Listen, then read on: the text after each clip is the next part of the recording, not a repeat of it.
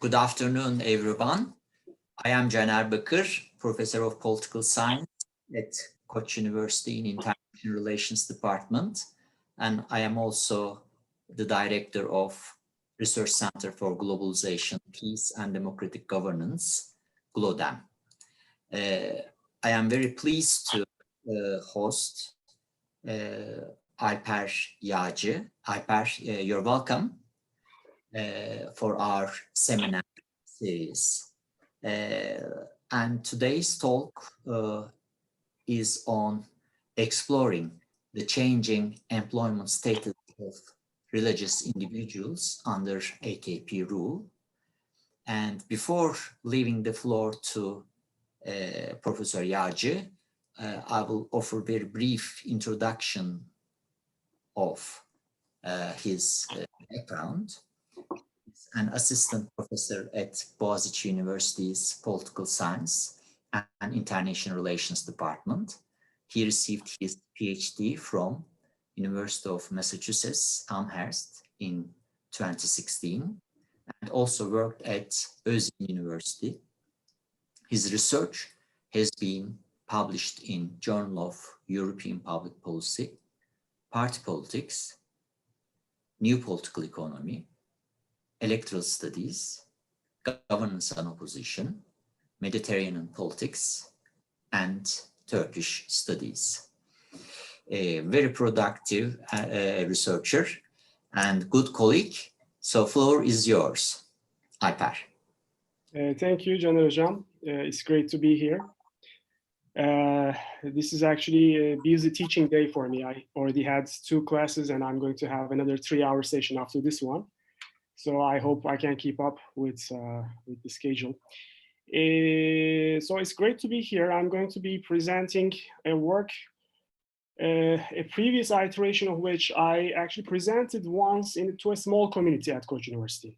But that was a different audience. I don't see any of the participants in that presentation. So I think this is going to be a nice opportunity to share with a different community with a more policy and political science orientation, I guess. So, Hocam, can you enable me to share screen? This time I can't share screen currently. Okay.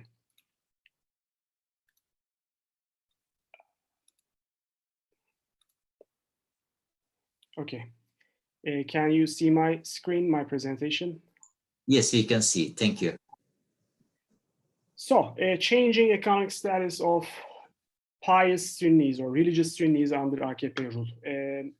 This is a work in progress. It hasn't been published yet, so we are still thinking about some of the terminology that we are using here. I will occasionally interchangeably use the words pious, religious, devout, basically mütedeyyin, yani dindar ve mütedeyyin anlamında. But we are open to other terminology as we go along. So this is a work that we are conducting with Oyvat and Hasan Tekgüç, both economists, and I think they are among the audience currently. So if you have questions, you can address to them as well. All right, so this is very much a work that we set out with an empirical question in mind. So to inductively examine an empirical question that is quite timely in the current political circumstances. But it also has its place in the international literature, which is basically horizontally fragmented societies, fragmented or divided horizontally between identity-based social groups, such as tribes, ethnic groups, or religious groups, right? In these kind of societies, political competition is often motivated by the desire to use public office to reward followers and advance group interests, right? And often this is seen as an important contributor to economic underdevelopment and even violent conflicts. Civil wars can be basically caused by this rewarding potential of capturing public office. And this is, from this perspective, this has been examined mostly in the African context, but it can, to lesser extents, maybe in less dramatic forms, this mechanism, this mechanism of rewarding an in-group, an ethnically identified or religiously identified in-group through public resources, it's something that we see in a lot of societies around the world, obviously. So this expectation may look quite straightforward, but on the other hand, it is not a foregone conclusion either, because there are certain mechanisms that may qualify, limit, or even counter this mechanism and generate contrary results, okay? First of all, this will be easier where the state has access to natural resource rents, such as oil, natural gas, which are easy to appropriate and then allocate by fiat, right? But with a state that is commanding over a more diverse economy without resource rents, it is more difficult. So it's a limiting condition here. And this is the case in Turkey, right? Turkey is not a country that is heavily reliant on an exportable natural resource rent. Secondly, the mechanism that I talked about will be easier where you have clear, impervious, and visible boundaries between these identity-based groups, okay, such as blacks and whites in America, for example, which are, it's easy to tell just by looking at someone to which group that person belongs to, if you're talking about such visible, difficult to permeate racial boundaries. But many other social cleavages are not that visible or that's distinct, right? And they may not be impervious either. People can pass as members of the other group and they can convert. So identities are often more fluid. And in the case of Turkey, even the ethnic differences among us, among the citizens of Turkey, are not such clear racial differences, right? So that's another clause here, another condition that would be limiting the functioning of the mechanism that we're talking about. So the first 2 points basically point that the politicians may not be able to allocate resources much to their in-group because they don't have the resources, or they may not be able to tell the group easily. The third point here basically reminds that the politicians may not even want to, if the group is already willing to support them enthusiastically for other non-economic reasons, okay? So for example, if the government leadership is already giving you some important symbolic victories on other questions, such as, converting Hagia Sophia to a mosque, and if that is important to you, then you may not necessarily expect extra economic benefits from their policies to support them. You're already going to support them for these other policies of theirs. And knowing this, the political leadership may not go to the trouble of allocating public resources to you, to your group, because that is always costly, okay? So because of these reasons, we have an expectation, but there are also limiting conditions, and there are reasons to think that this may not necessarily be the case in Turkey, at least. But still, our question is, did pious Sunni people, who can arguably be designated as the core social group that is likely to support AKP for identity-related reasons, right? Did they actually see an improvement in their employment and income status under AKP governments? And now, zooming closer in to the Turkish case, we can talk about, again, certain possible facilitating mechanisms that would make it easier to allocate resources to the AKP's core identity in-group. But also there are certain potential inhibiting mechanisms. So to start with these facilitating mechanisms, political favoritism in public procurement contracts, right? Public contracts, they go to well-connected, politically connected firms, which presumably are more likely to be owned by and employ these more religious individuals, right? And there is scholarly evidence in favor of that political favoritism. Similarly, politically motivated lending by public banks, for example, Birjan and Saka has this recent study that show in especially closely contested provinces, state bank lending is going to disproportionately going to provinces with an AKP mayor, right? meaning that those provinces which elected AKP mayors, which therefore are more likely to be inhabited disproportionately by AKP-inclined people, who are presumably more religious people, they are receiving greater credit expansion. Okay, they are receiving greater credit support from public finances. Then there's direct public investments behavior that also partly is politically motivated, and it is partly going to particular places to reward in-group constituencies. Now, all of this might have promoted the rise of what people call as Anatolian tigers or Islamic capital, and which is, I believe, terribly important, and it is probably substantially very important.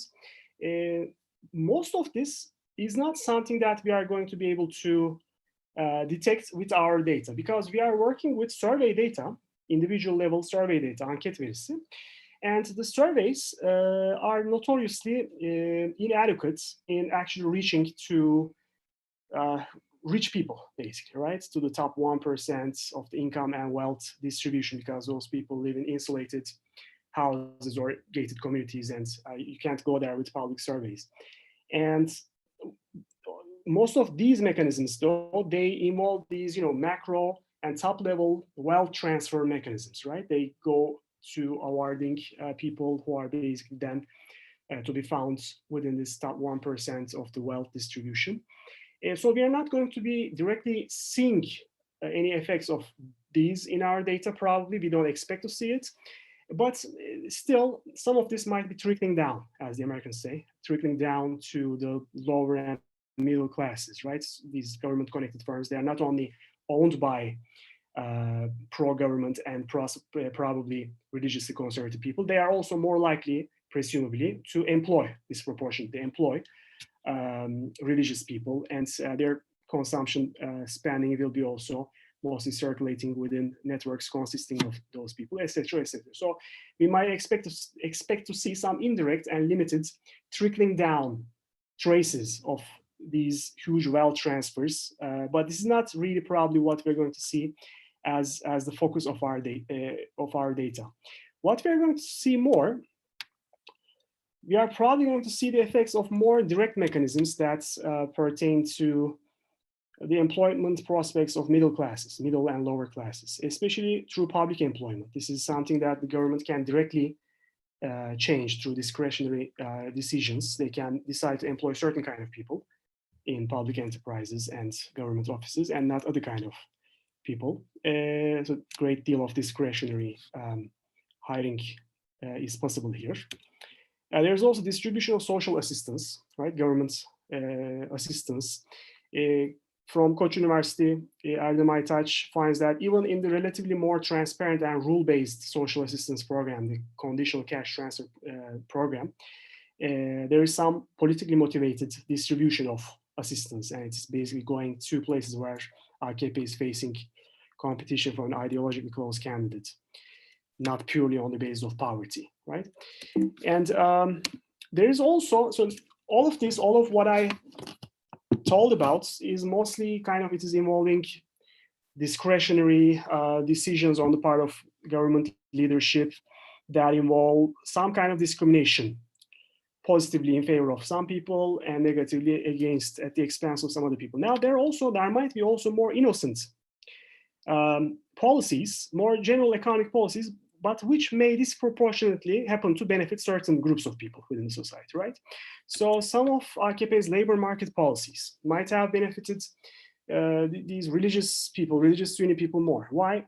Because traditionally they have been less educated, and they are placed in lower status jobs traditionally, right? And we see the traces of that in our data too.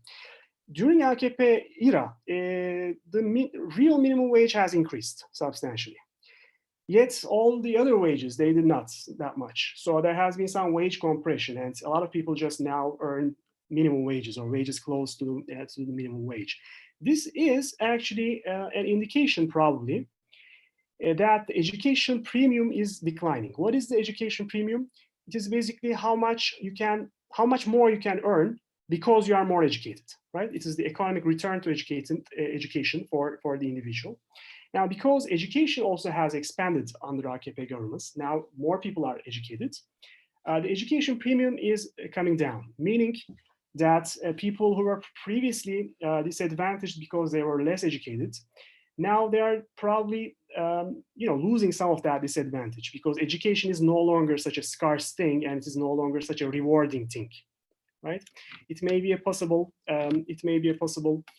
facilitating mechanism as the median wage and the real minimum wage get closer and closer.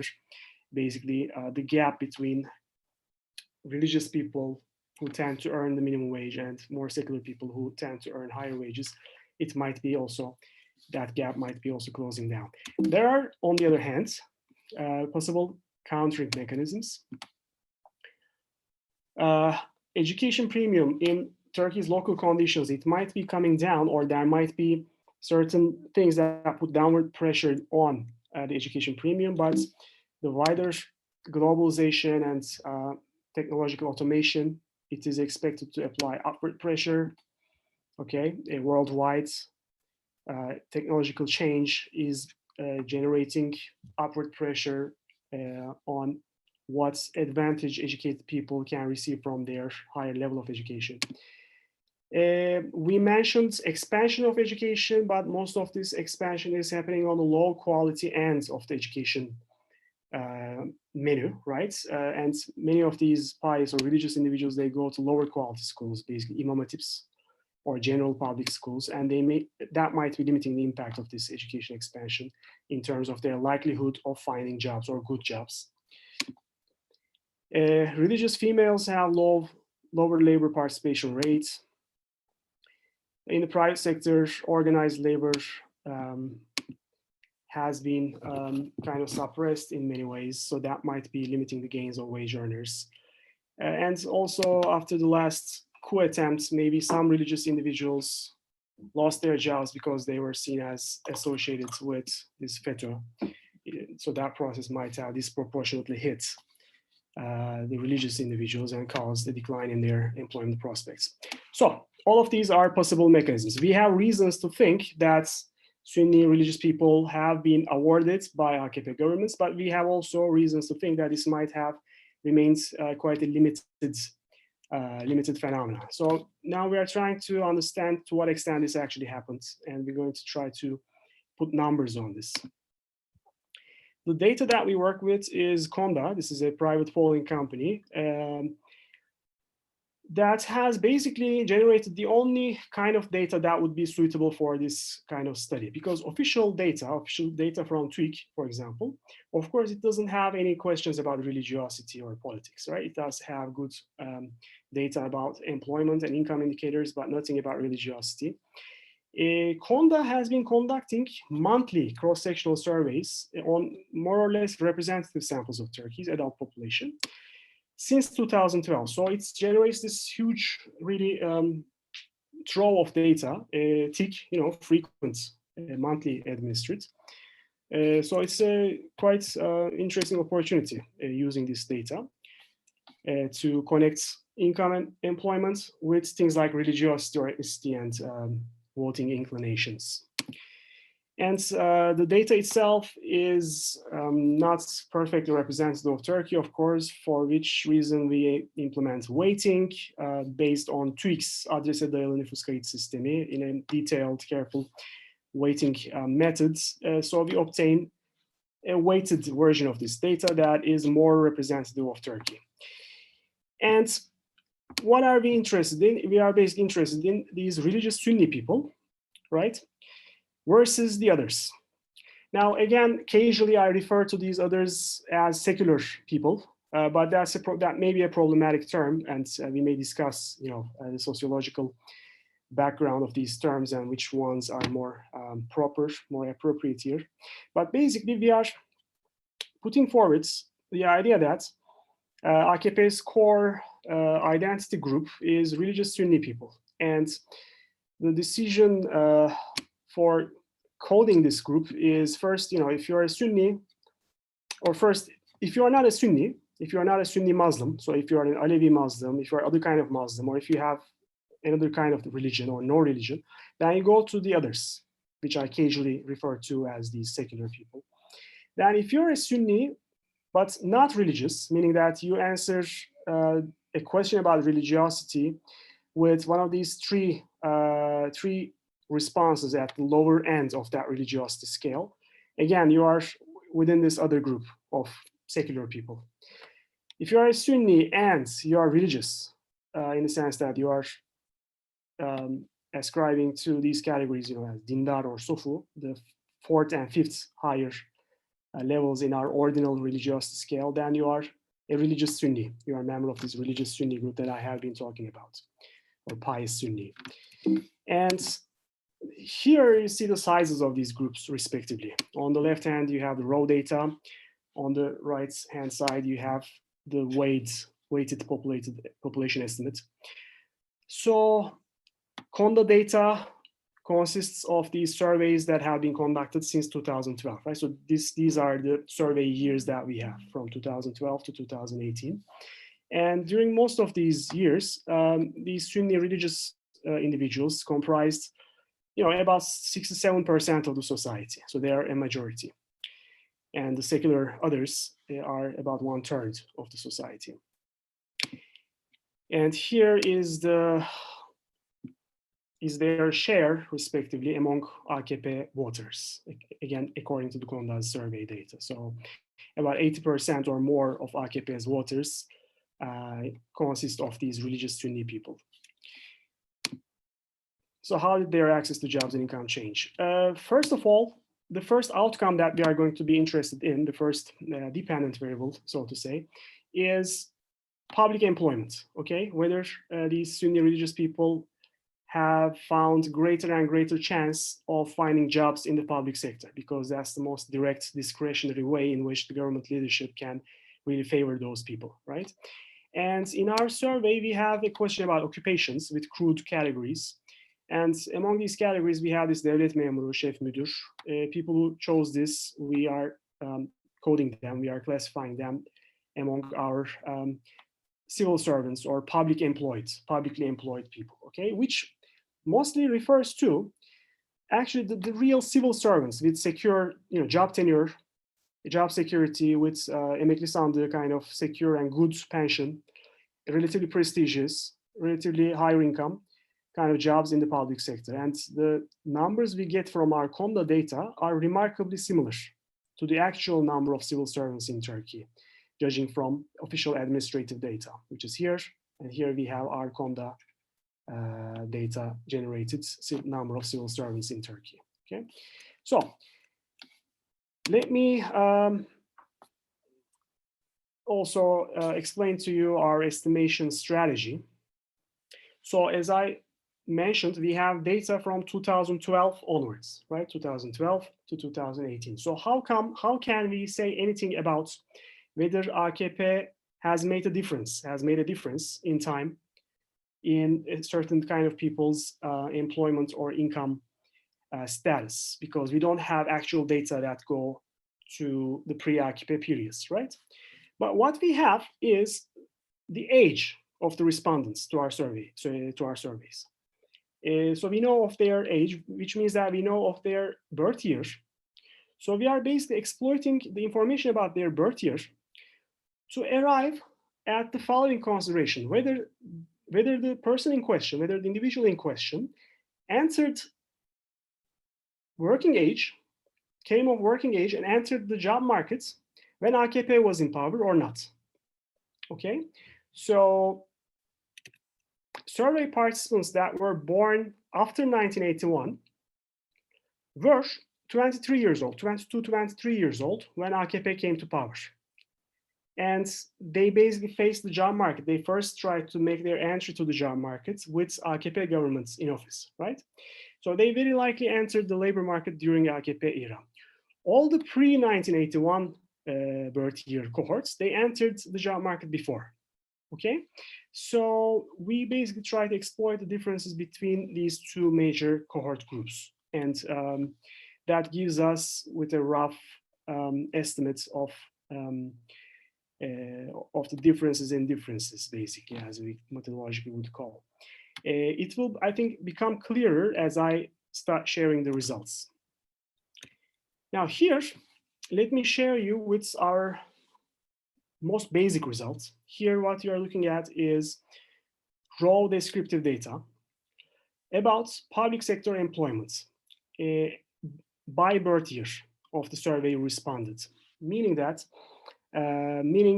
indicating what percentage of people born in the year 1990, for example, are reported to be employed in the public sector in the surveys, okay? And on the left-hand side, you have women. On the right-hand side, you have men. Now, the most striking, eye-popping finding here is if you basically exclude this particular one here, you see a downwards slope in all three, right? What does this mean? This means that with recent cohorts, we have fewer and fewer people working for the public sector. It basically means that in Turkey, public sector is shrinking, right? Because it's a globalizing economy, it's a privatizing economy, so the public sector itself is shrinking. So this, in general, is an indicator of that. So among men, for example, both Sunni religious men and other kind of men, smaller and smaller ratios in the younger cohorts are employed in the public sector. That also applies to the secular women, okay? In a rough, judging by this just picture kind of estimate. For the Sunni religious women, you see a different kind of picture, okay? Meaning that people or Sunni religious women who were born after 1980, basically, they were employed in the public sector at greater rates than their previous counterparts. So basically, public sector employment ratio, it increased by 52% for religious Sunni women on average between these two periods. What are the two periods? It is basically for all the cohorts that were born after 1980, so therefore who were likely to enter the job markets with AKP in power, compared to the previous cohorts, consisting of everybody else, everybody older, basically, who entered the job markets for the first time when AKP was not around, right?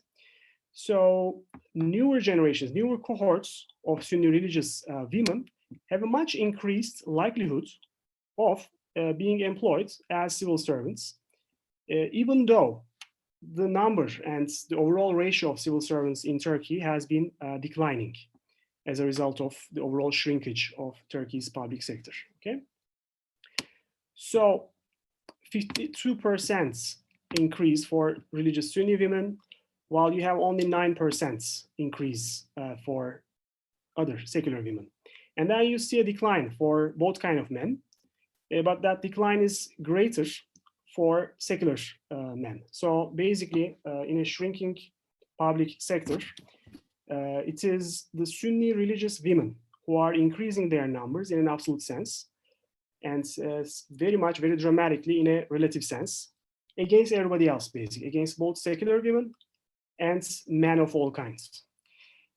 And why women have this greater, more dramatic change? We interpret this as a result of the fact that headscarf is a more visible identity, is a visible identity marker that is available to women and not to men. Meaning that Sunni religious women, probably many of which are headscarfed or would like to be headscarfed if given the chance, they were either discriminated against back at the time and now they're not, and or they're now being positively favored and everybody else is being discriminated against, and they have a visible identity marker, right, to signal to the decision makers, to the potential employers, their identity, signal their identity. Whereas this is more difficult for men, so it is more difficult to distinguish between religious and secular men for potential employers. This raw descriptive data is already kind of giving us the most striking picture about our main findings. But I'll also go into greater detail about certain other findings. And also now this here is not controlled for anything. So you don't have education controls here, okay? So this could have been the result of, for example, Sunni religious women increasingly having access to education, so improving their education levels. And as a result of that, thanks to that, they might be improving their status within the public sector. Now, with more multivariate regression analyses that control for education and a series of other controlled variables, we are basically showing that that's not the story. So it is true that Sunni religious people basically also experienced an improvement in their education status, meaning that they closed the education gap, relatively speaking, with the secular people who were always more educated under AKP era. Controlling for education, so controlling for the education level of the individual, still, we see that being Sunni religious is associated with advantages for the newer cohorts, and only for the newer cohorts, and not for the older cohorts who probably entered the job market and had their first job while AKP was still not around, okay? So basically, among women, so there is a general disadvantage for being religious Sunni, but for women, that disadvantage disappears for cohorts that were born after the 1980, basically.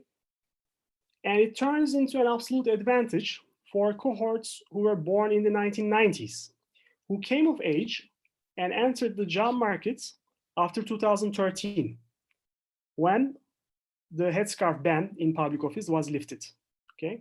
So basically for women, we identify two jumping points, which basically turn the previous disadvantage first into neutrality and then into an absolute advantage. And those are basically AKP's coming to power and then the 2013 lifting of the headscarf ban in public office. And if we have questions later, I can walk you through what these numbers exactly mean in terms of the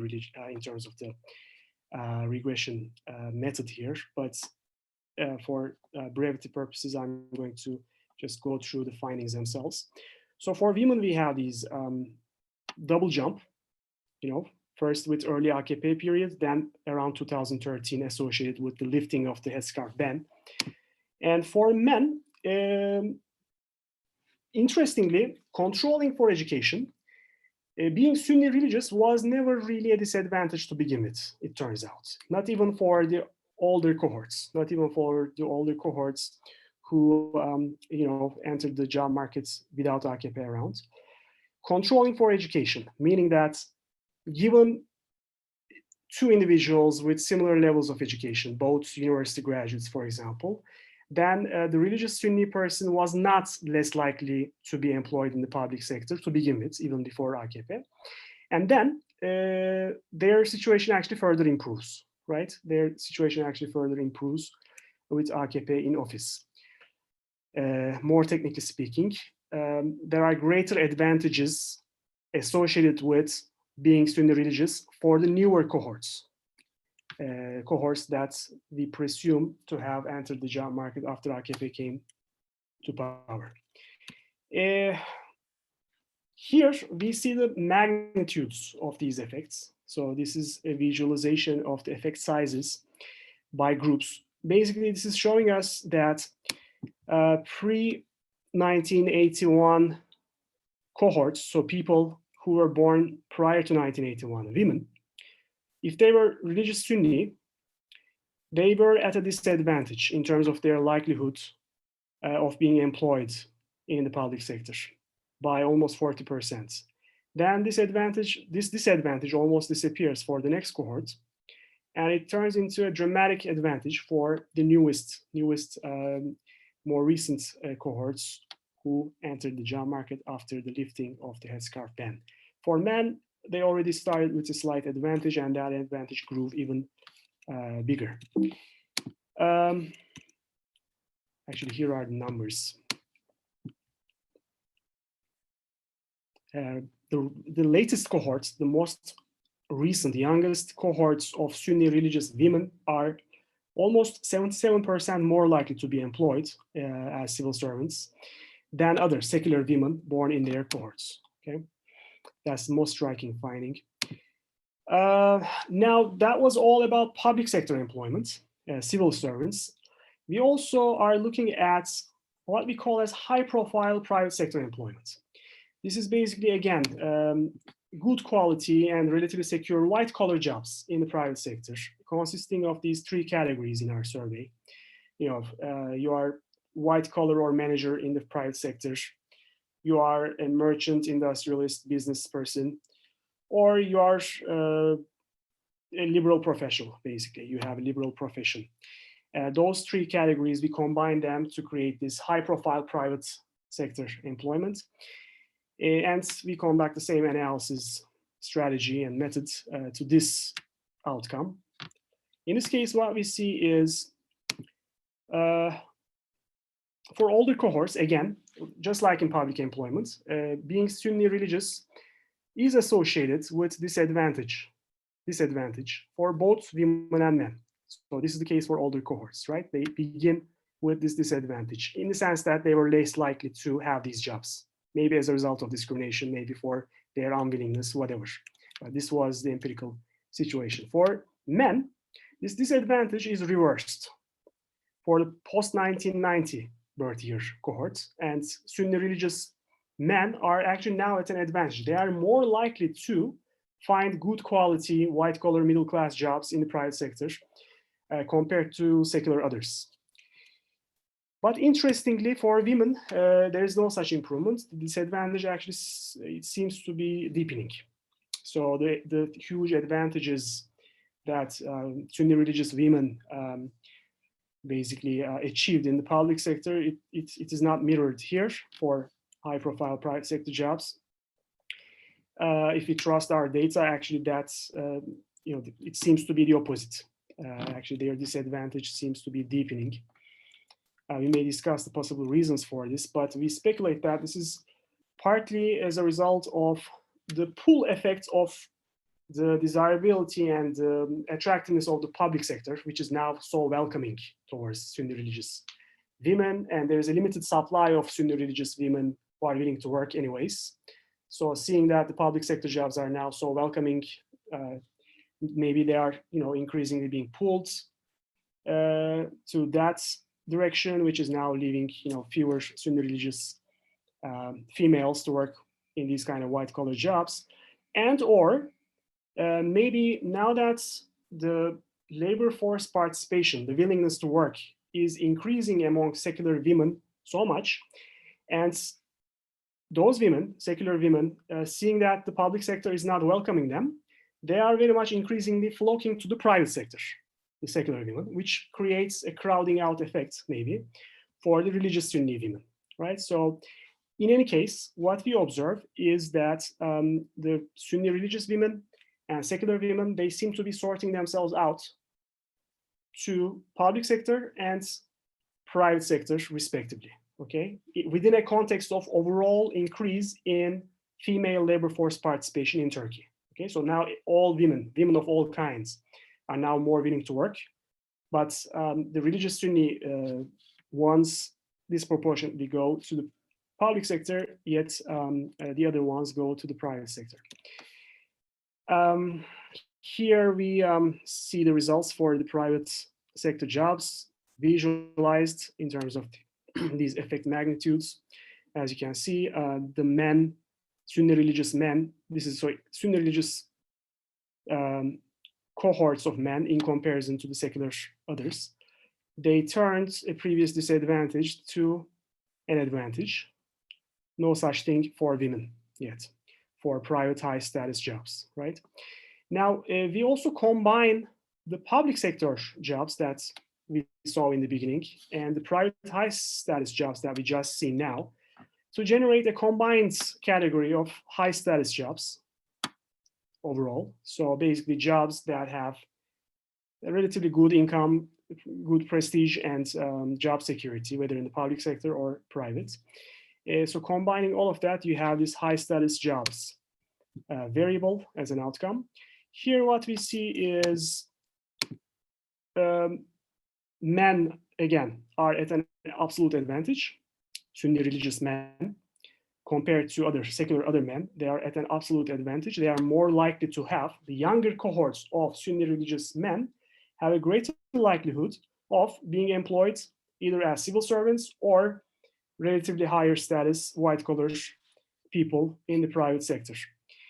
And Sunni religious women overall, when we look at the overall high-status job placement, they achieved almost parity with other secular other women, but mostly as a result of their public sector advantage, because their private sector disadvantage continues for, again, reasons on which we can only speculate.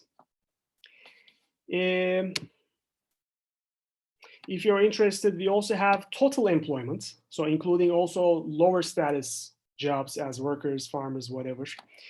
And we have also urban employment, which is just limiting all of that to urban areas because agricultural employment is always more complicated.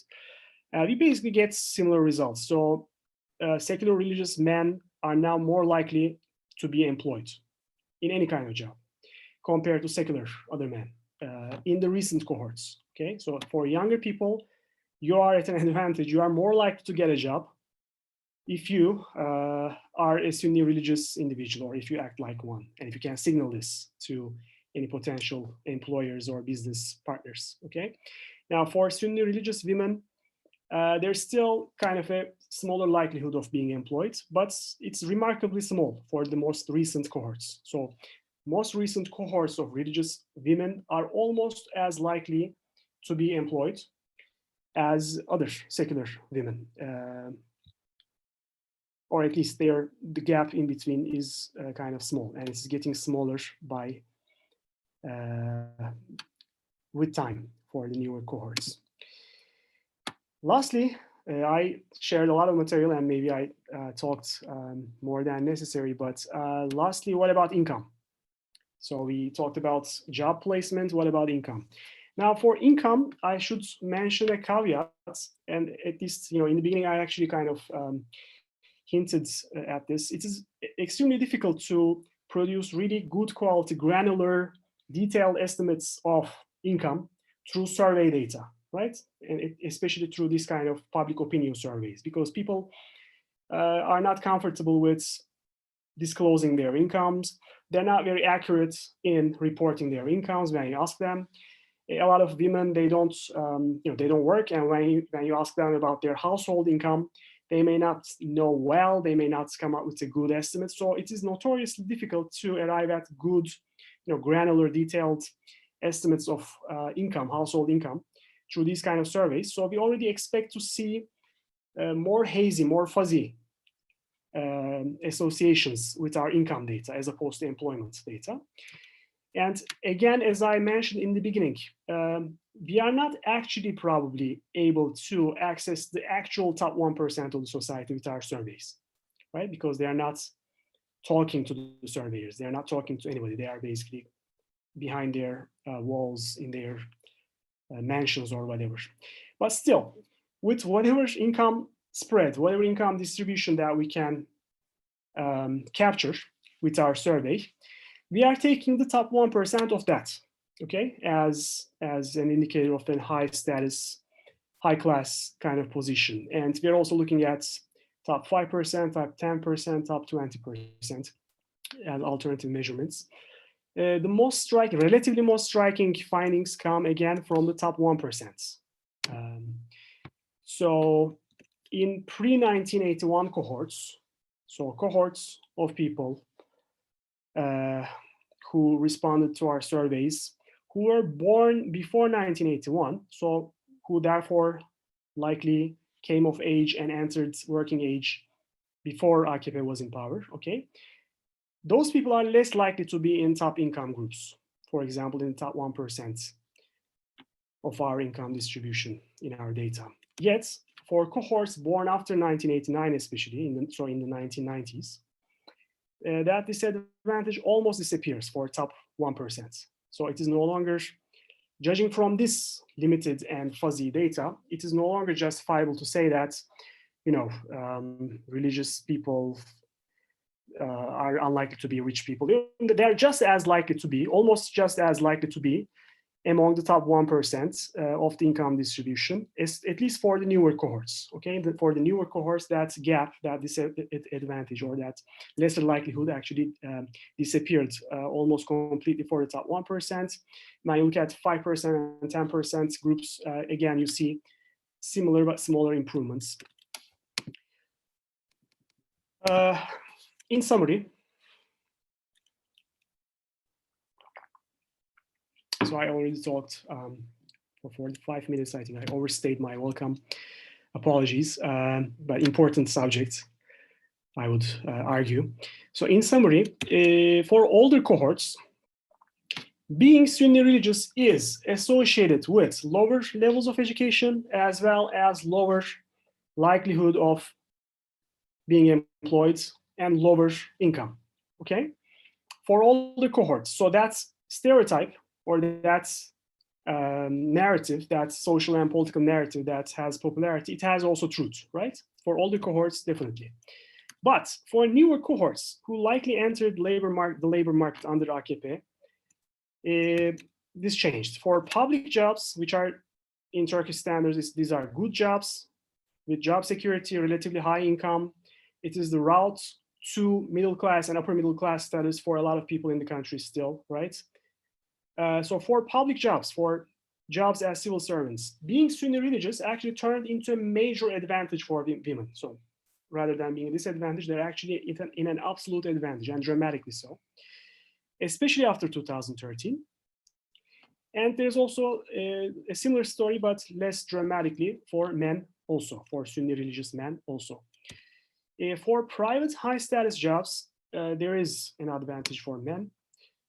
So being Sunni religious is an advantage now for the newer cohorts. Still not for women, because private high status jobs are very much desired by and sought after by secular women. From our data, that section of which I didn't share with you, but we see a really flocking of younger cohorts of secular women really going to the private sector in great numbers compared to both their earlier generations and compared to religious Sunni cohorts of their age. So basically religious Sunni and secular women, or however you call them, other women, they sort themselves out to these different job profiles basically. There's also some evidence of improvements in income hierarchy. And lastly, I should emphasize, I'm not sure if I emphasize this clearly enough, all these cohort differences hold with education control, meaning that these differences between religious and other people, they are between individuals with same levels of education, right? So given two people, both university graduates, between those two people, we are talking about disadvantages and advantages for one side in terms of being more likely to be employed or in terms of being more likely to be rich, okay? So the political narrative that you want to construct out of this, it's up to you. You may, anybody in the audience, you may see this as a result of, lifting of previously existing barriers that discriminated against religious people in Turkey in the past, kind of unfairly. Or you may read this as a result of now other people are being discriminated against. And, some people are now being politically rewarded, and they are being favored when it comes to hiring decisions, when it comes to other kind of decisions that lead to higher incomes and higher status. That's, both kind of narratives may be arguably supported, could have been supported with these results, but this is the empirical picture. I have some other things to share too, but I will just now catch my breath and, open the ground for questions. Maybe, probably some of these issues I have in mind will come up in the questions, so I will have the opportunity to respond to them. Excellent. Thank you very much, Professor Yağcı. This has been really clear and interesting, thought-provoking talk. Now we will have questions and comments from our audience, and they can type in their questions to Q&A part. But before that, maybe I can, ask a question which sparked in my mind. Do you think it would make any use, any value if you do this empirical exercise in the unemployment data, in particular youth unemployment data? So if I understand the question correctly, that's something that we are already kind of doing, but I passed over it quite quickly. So let me spend some more words on it. So here what we see is employment. So on the upper panel here, you see employment in general. And what we see here, these bars that we see here are the likelihood of Sunni religious people of being employed in any kind of job compared to other kind of people, compared to the secular people. And we are seeing these bars differentiated by cohort, by birth year cohort, which tell us that, so in the past, controlled for education, so religious people and secular people, men though, with similar levels of education, they were equally likely to be employed. Okay, that's what this non-existent, almost non-existent bar tells us here. Yet for the newer cohorts, for example, those religious men born from 1981 onwards up till 1989, so these are people, these are men, religious men who were 22 years old in 2003, AKP's first year in government. And that's when they probably start to look for jobs, really, at least these high quality jobs that we are interested in, right? It requires a university degree. For public employment, it requires a KPSS, usually takes a year for preparation. So around the age of 22, 23, these people are seeking jobs and AKP is in power. Now for these cohorts, we have greater likelihoods, small but greater likelihoods of being employed for Sunni religious men compared to the rest. And for the newest cohorts in our surveys, so people who were born, religious men who were born basically from 1990 onwards, they were, more than, I guess, 10%, around 15% more likely to have a job. Meaning what? Meaning that secular younger people are more likely to be unemployed, right? The converse of this employment story is that, yeah, if you are not a religious person, Sunni religious person, or if you're not among those people who we capture in our survey as Sunni religious people, you are now at a disadvantage in the job market, and you are more likely to be unemployed in your cohorts, compared to other young people in your generation. I see. And that holds for employment in general and urban employment. Actually, very similar results, as you can see. That's what I can tell. And so that kind of, I guess, that corresponds to the popular, complaint that we see around in the social media, in the streets, from a lot of young people who complain that, finding a job really requires a lot of connections or ascription to a certain political and social identity, right? And I guess we are here kind of finding traces of that in our data. Great, thank you. And any questions or comments from our participants?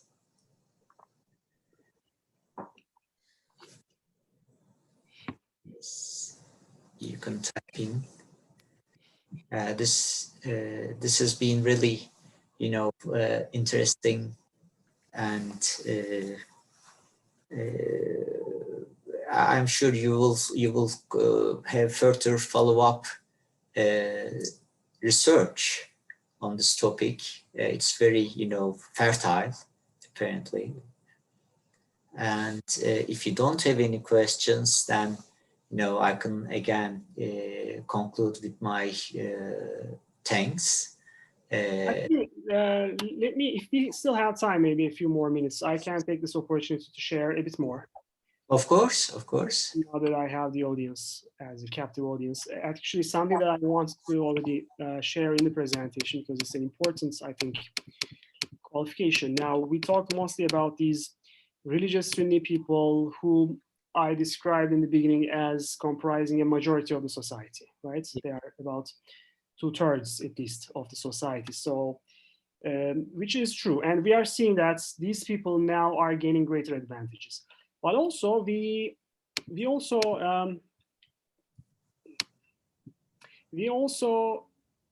followed this up with an extension, basically by focusing on a smaller group of more religious people, okay? Basically, those people who responded to our question about religiosity with the top level of religiosity, they are Sofu people. They declare themselves to be Sofu people. So they pick the level 5 in our religiosity scale. So these are Sunni people who pick the top level in our religiosity scale. So these are really highly religious Sunni people. And these are only the 9% of our sample, right? So minority, a small minority in the society.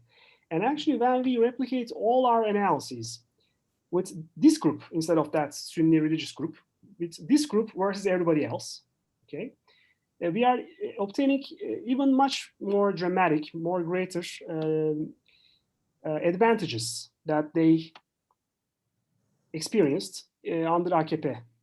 So meaning that it's a smaller and highly religious subgroup, which constitute actually a minority of Turkish society. It gains over everyone else, including the rest of this larger, moderately religious, Sunni religious people, okay?